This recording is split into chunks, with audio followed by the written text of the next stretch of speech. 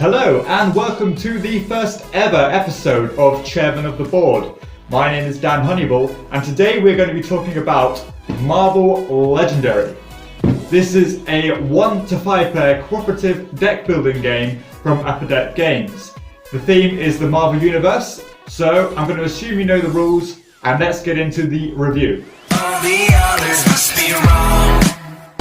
Okay, so the thing that really impresses me about Marvel Legendary is the attention to detail that the designers have got into when trying to incorporate the theme.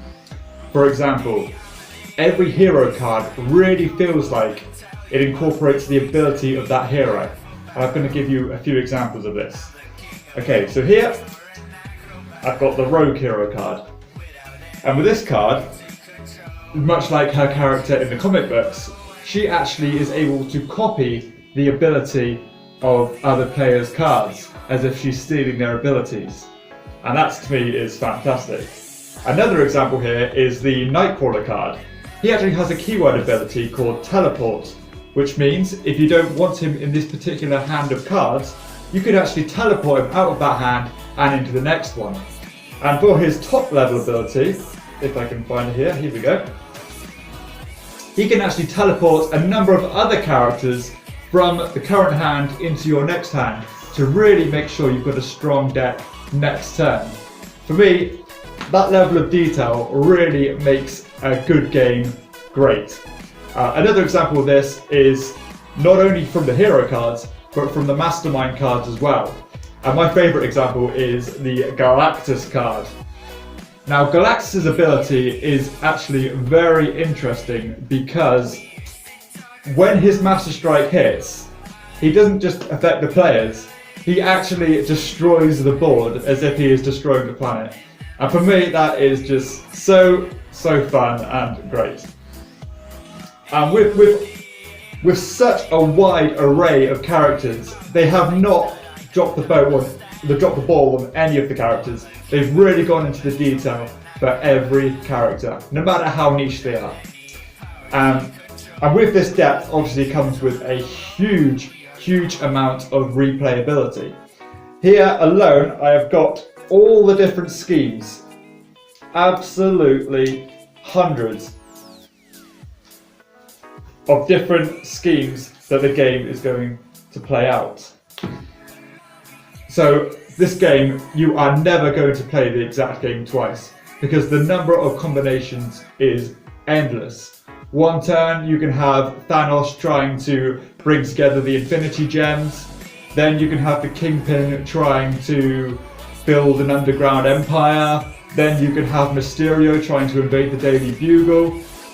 It does not end, and they have really gone into detail, which is just fantastic. Another thing is, going away from the Marvel theme, is that this game actually works so well.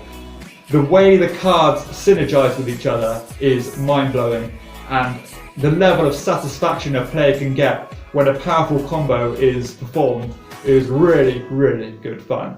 But that also works for the bad guys as well, because some of their synergies really hurt the players bad, and it makes it feel like a really cool struggle of powers between these awesome superheroes.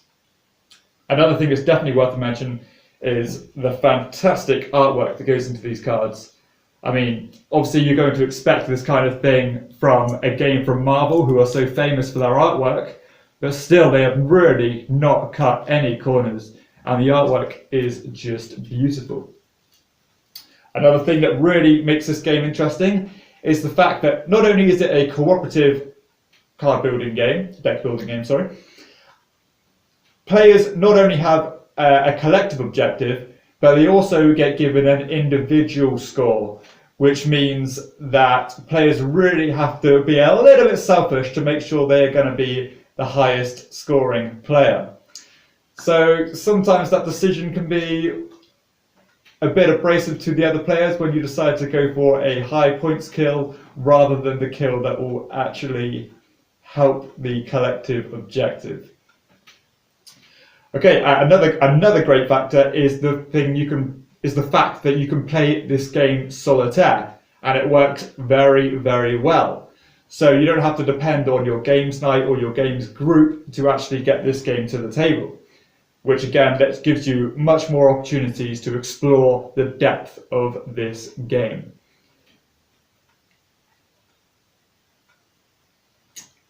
Another really, really useful thing actually about this game is the fact that you can really tailor the game's difficulty by adding or subtracting scheme twists, which ultimately affect the result of the game. The more scheme twists in a villain deck is going to negatively affect the player's chances of winning. Also, all the mastermind cards are given a ranking from very, very difficult to quite easy, so you can really find your place where you're comfortable with and work from there. So you can get better and better and better and fight your way through the ranks of these evil masterminds. And it is really, really satisfying when you finally beat a mastermind that you have been struggling with for weeks. I've had this experience when trying to play Apocalypse. He was a nightmare, but it was so much fun when we actually took him down and we had a great time. Okay, so let's take a look at the things that maybe could be improved about Marvel Legendary. Okay, a potential issue with the game is the setup time, also the pack-up time. With so many moving parts and different decks that need to be shuffled into each other, it's worth taking note that this will probably take 10 minutes to pack up and set up. So it's worth noting that sometimes, if there is a particularly unlucky villain deck shuffle, that the setup and pack-up time can take longer than the actual game. For me, this is part of the theme, really, because you can just attribute that to the mastermind having a good day at the office. But it is worth noting because we have had a bit of a disgruntled player or two when we spend so long setting up for it to be over so quickly. But this said, it is a rare occurrence that this would actually happen, but it can happen. Another thing, with so many cards, Upper Deck have not really done a good job of providing a suitable storage option. I have 1, 2, 3, 4, at least 4 boxes of cards that I use to store Marvel Legendary because I have all the expansions. So I usually have to set up my decks before I take them around anyone's house rather than taking the whole game. So that is worth taking note of as well, especially if you're a completist like me. Also, you are going to want to sleeve all these cards.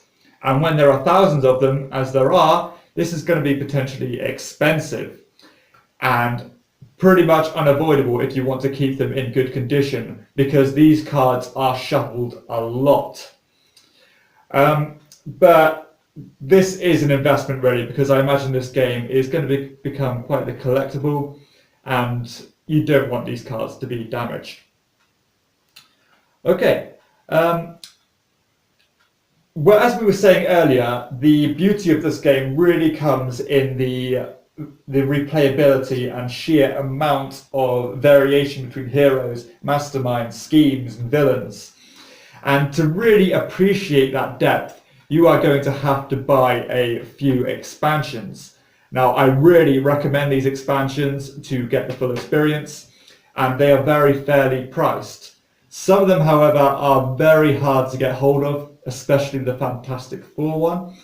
That actually is on eBay for probably a couple of £100 at the moment, so you might want to stick to the other ones at least until you become obsessed with this like I am.